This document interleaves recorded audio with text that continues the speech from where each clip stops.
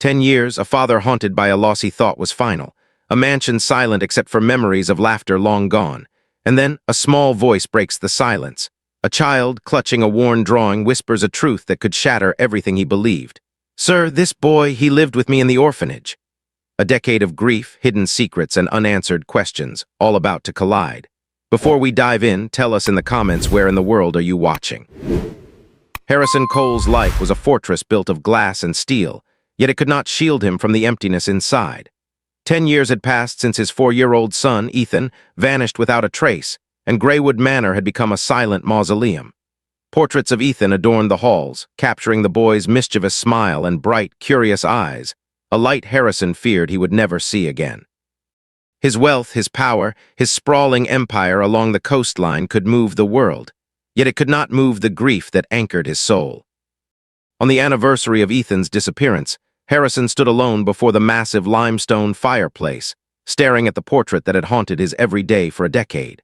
The boy's small hand clutched a wooden sailboat, his dark hair serious like Harrison's, and his eyes shimmered with the innocent curiosity of his mother. Time itself seemed to mock him with every tick of the ornate clock in the hall, counting the years he had spent in despair. The mansion was eerily quiet, the corridors empty except for the distant hum of servants tiptoeing around his sorrow. Children, he thought bitterly, were only reminders of what he had lost.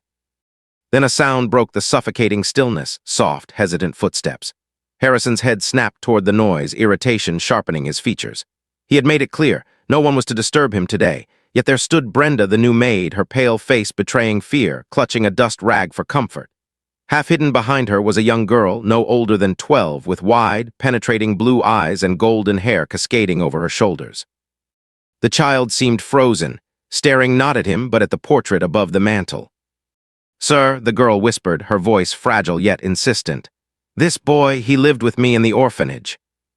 The words struck Harrison like a physical blow. His chest tightened, and his knuckles whitened as he gripped the arm of a leather chair. 10 years of silent grief, a decade spent building a tomb around his heart, now threatened to crumble because of a child, a stranger speaking truths only the lost could know. Brenda gasped, her voice trembling. "Chloe, stop, honey, you don't." But Chloe did not move, her gaze never wavered from the portrait. "We called him Matthew," she said, her small voice unwavering. "He protected me. He drew pictures of houses, the ocean, a brown dog. I know it's him, sir. I remember everything." Harrison staggered backward, a jolt of disbelief and hope mingling in his chest. Buddy, his son's dog, a private memory no one could have known. Every detail Chloe recounted, the drawings, the dog, the seaside games, pierced the armor of grief Harrison had worn for 10 years. Could it be possible? Could Ethan have survived all this time, hidden away while the world assumed he was gone forever? Brenda clutched Chloe's hand tightly, tears welling in her eyes. "Sir, she remembers him," she whispered. "She knows things no one else could." Harrison's voice was low, deliberate, and filled with icy resolve. "Then we protect her. No one can know she remembers, not a soul." In Chloe's hands was a worn drawing, a stick figure boy and girl under the watchful eyes of a large brown dog. "He gave this to me," she whispered, "so I would remember that he was my protector." Harrison's hands trembled as he accepted the paper. The truth ignited a fire in his chest he thought had long been extinguished. This child, innocent yet fearless, was the only living link to the son he had mourned for a decade. For the first time in 10 years, a flicker of hope shone through his grief. "I will find him," Harrison whispered to the portrait, voice hardening with resolve. "No matter what it takes, I will find my son." The silence of Greywood Manor shifted that day. Grief still lingered, heavy and cold, but now purpose had replaced despair. The hunt had begun, and Harrison Cole would not rest until the boy who had survived against all odds was back where he belonged. The revelation hung in the air like an electric charge, vibrating through Greywood Manor. Harrison's mind raced, piecing together the fragments of the past decade. Chloe, the girl who had dared to speak a truth that no one else could remember, clutched the drawing in her hands, small fingers trembling. Brenda hovered anxiously, unsure of how to respond to the storm brewing in the billionaire's mind. Harrison, however, was already moving, not with panic, but with a laser focus born of 10 years of grief and unanswered questions. "Brenda, Chloe, you are moving to the East Wing," he said, his voice low and commanding. "Under my protection, nothing and no one will reach you without my authorization. Do you understand? Brenda's mouth opened in protest, but Harrison's eyes froze her mid-word. No one is to question this, he said. From this moment, every detail Chloe recalls is vital. Everything else, the rest of the world, the deals, the empire, can wait.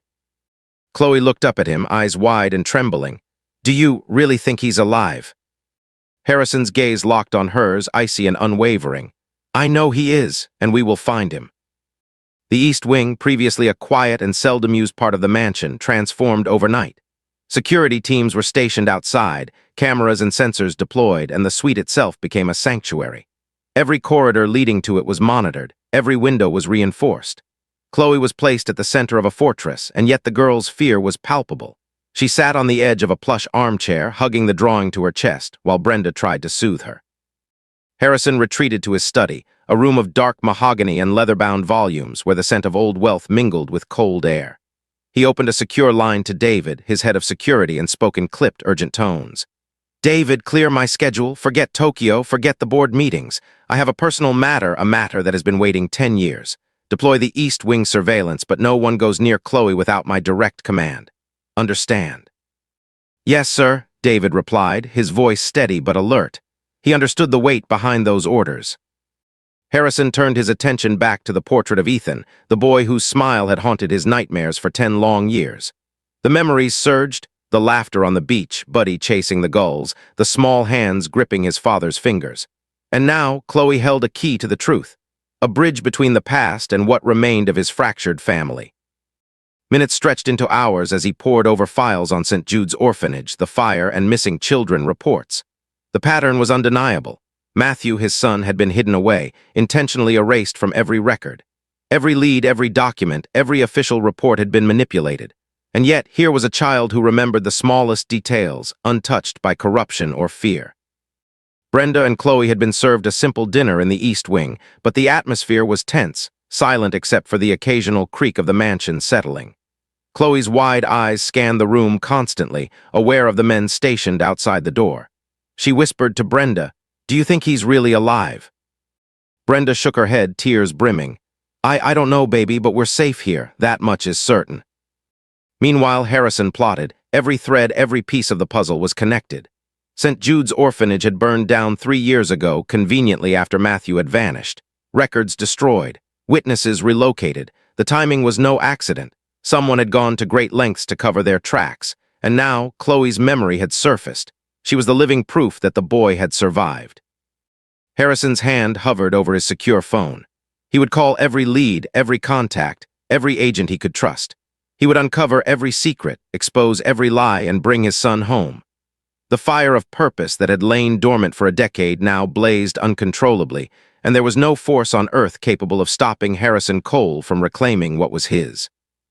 Chloe, clutching the crumpled drawing of a boy and a dog, sat unaware that she held the key to undoing 10 years of silence. Harrison watched from the study, the weight of grief still heavy on his shoulders, but now tempered by the sharp edge of determination. The hunt had begun, and this time he would not fail. The East Wing was quiet, almost unnervingly so.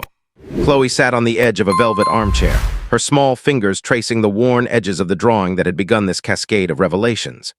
Brenda hovered nearby, voice soft and hesitant, as if speaking too loudly might shatter the fragile bubble of safety Harrison had created. Outside, the 2 security men maintained a vigilant watch, their silent presence a reminder of the danger that might loom, unseen but ever present. Harrison moved through the study, his mind a storm of calculations and memories. The details Chloe had shared were extraordinary. The boy she knew as Matthew, the secret of Buddy the dog, the drawings, and the whispered stories of his childhood. Every fact lined up with memories Harrison had long buried beneath grief and self-imposed exile. But it wasn't enough to simply believe. He needed proof, he needed a trail, and most importantly, he needed a plan. He picked up the secure line again. David, compile everything on St. Jude's Orphanage, the fire, the records, the management, the insurance claims. I want every single document, every investigation, and every note about the children there. Find out who benefited from the destruction and trace every penny back to the source. Yes, sir, David replied, already moving to execute the orders. Harrison's gaze drifted back to the portrait of Ethan. For 10 years he had stared at that image, frozen in grief, unable to move forward. Now, a child's memory had cracked the surface, forcing a reconsideration of everything he had believed. Chloe's innocent yet precise recollections provided a new perspective, a fragile thread connecting him to his missing son. Meanwhile, Chloe could no longer contain her curiosity. "Brenda, do you think he really remembers me? Do you think he remembers me?" Brenda knelt beside her, smoothing a strand of hair from her face. "Baby, I think he's alive, and right now he's waiting for the right moment to come back to you. That's why we're here. That's why Mr. Cole is protecting us. You just have to stay brave." Chloe nodded, drawing a shaky breath. "I will, I promise." In the study, Harrison's mind raced through every possibility. The fire at the orphanage had been no accident. It had been calculated, surgical. Records gone, staff relocated, children dispersed, every step meticulously planned to erase Matthew from existence. Yet here was a loophole, a living memory untouched by time or manipulation. He realized the urgency. Chloe was more than just a witness. She was the bridge, the only living link to the boy who had survived against all odds. Harrison's hand rested on the drawing Chloe had handed him.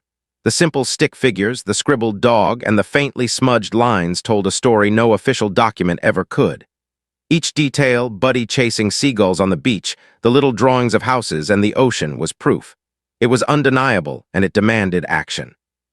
"I need you to tell me everything," Harrison said to David over the secure line. "Every single person who had access to that orphanage, every visitor, every donation, every correspondence. I want a complete history of the foundation, the staff, and the children. Cross-check it with missing children reports from 10 years ago. I want nothing left to chance." Hours passed in meticulous preparation. Chloe rested, exhausted from the emotional weight she carried, while Harrison and David worked tirelessly to reconstruct the decades of hidden truths. Harrison's usual empire-building strategies, precision, calculation, and ruthless efficiency, were now directed at uncovering a truth far more personal than any corporate conquest. By nightfall, Harrison stepped back, surveying the room. Every file, every report, every document was arranged on his desk, a meticulously plotted map of past deceit. Chloe and Brenda were safe for now, but the realization remained. The boy he had mourned for 10 years was not lost to him forever. The path to finding him was still treacherous, fraught with unseen dangers and potential betrayal. Yet Harrison Cole had never backed down from a challenge. And now the challenge was no longer about power or wealth. It was about family, love, and redemption. The first thread had been pulled, and there was no turning back. The hunt for Matthew had truly begun, and Harrison Cole would not rest until the boy, his son, was safely back in his arms. The mansion was silent as night deepened, but Harrison Cole's mind was anything but. The revelations from Chloe weighed heavily on him, a decade of grief, a lifetime of unanswered questions, now distilled into the memory of a small, fearless girl. Every detail she had shared was a thread connecting him to his lost son, and Harrison knew the pursuit would demand every ounce of his cunning, every resource he commanded, and every shred of courage he could muster. In the East Wing, Chloe sat curled on a chaise, clutching the crumpled drawing of Matthew and Buddy. Brenda tried to soothe her, but the girl's blue eyes remained wide, scanning shadows and corridors, absorbing the tension like a sponge. She understood on some level that she was now the key to something monumental. Her whispers of memory had shaken the foundations of Greywood Manor and stirred the long-buried fires of hope in Harrison's heart. Harrison moved between his study and the secure communications lines, coordinating with David, the head of security. Every phone call, every message, every file request was executed with precision. He traced donations, linked names to organizations, and uncovered connections that revealed a shocking truth. His own money, funneled through a charitable foundation, had unknowingly funded the very institution hiding his son. The betrayal cut deeper than any grief. For 10 years, he had been paying to keep his child away. The weight of this realization galvanized him. There was no time for hesitation, only action. "David," he said, voice tight with controlled fury, "I want the entire Evergreen Foundation history traced to the individuals responsible. Who signed the checks? Who oversaw operations? I want names, addresses, and every single transaction documented. Every second we waste, my son's trail grows colder." "Yes, sir," David replied, already moving into action. Meanwhile, in the East Wing, Chloe's memories grew more vivid as she recounted the orphanage in meticulous detail. "There was Sister Agnes," she said, "the head nun. She was strict but not cruel. She cried after the fire. She told us everything was gone, all the records, all the history. And Matthew, he ran away before Mama came to get me. He said he was going to find his dad, the man with the big house and the sea. He knew I would need him to protect me. Brenda's eyes widened, tears spilling. He remembered you, she whispered. He trusted you. Harrison absorbed every word, the pieces aligning in his mind. The fire at St. Jude's had not been an accident. It was a calculated erasure, a surgical strike to eliminate any trace of his son. Matthew's escape, the destruction of records, and the relocation of children were all orchestrated to cover the tracks of someone who knew exactly what they were doing. Yet Chloe's memory had survived untouched, and in it lay the key to finding Matthew. Harrison's resolve hardened. "Prepare for immediate action," he ordered David.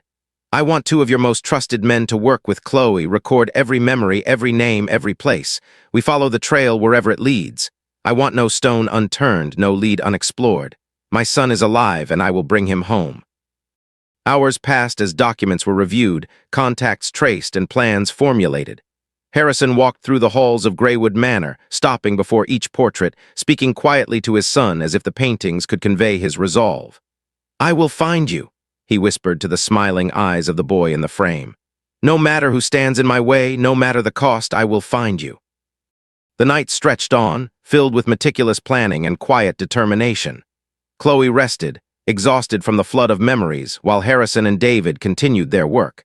The threads of the past, once frayed and obscured, were now being woven into a tapestry of pursuit and purpose.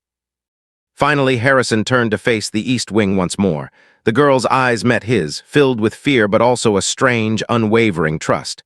"We will find him," he said, voice soft but unshakable. "And when we do, nothing will keep us apart." Outside, the first hints of dawn brushed the horizon, casting long shadows across Greywood Manor. Harrison Cole stood poised at the precipice of discovery, a man transformed by grief, hope, and an unyielding determination. The journey to reclaim his son had only just begun, but for the first time in 10 years, the ghost of sorrow was replaced by the fire of purpose. And deep within that fire lay the certainty that Matthew, the boy who had survived against all odds, would soon be found, and a family shattered by time and deception would finally be made whole again.